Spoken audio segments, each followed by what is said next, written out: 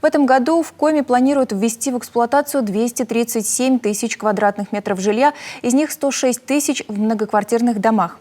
О доступном и комфортном жилье для жителей региона говорили сегодня на заседании Координационного совета при главе республики. Отдельно Владимир Уйба остановился на необходимости создания в регионе государственного проектного института. Не будет толку никакого, пока у нас не будет государственного проектного института. Мы так и будем из года в год возвращаться к проектам, которые несут в себе огромное количество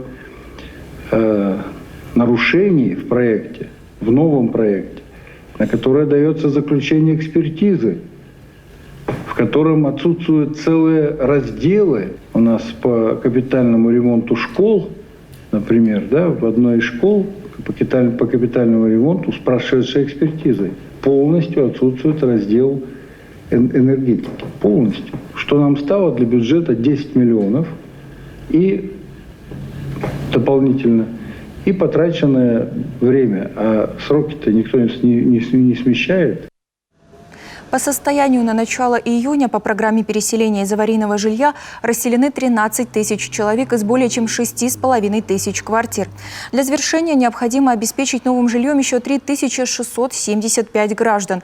Программа, по словам руководителя профильного ведомства, идет непросто.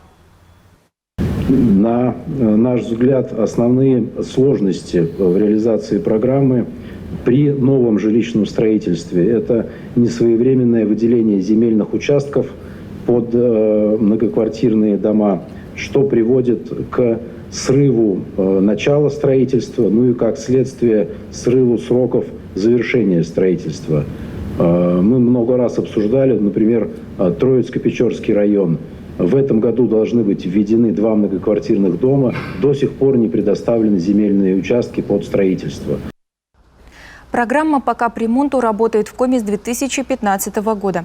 До 1959 года республике предстоит отремонтировать 6709 объектов. Это почти 50 тысяч различных конструктивов. Внутридомовые инженерные системы, электро-, тепло-, газо-, водоснабжение и водоотведение, лифты, крыши, фасады, фундаменты и подвальные помещения. Расчетная стоимость работ свыше 160 миллиардов рублей. Между тем, собираемость взносов в регионе за первый квартал 2023 в среднем составляет 88,7%, что ниже среднероссийского показателя.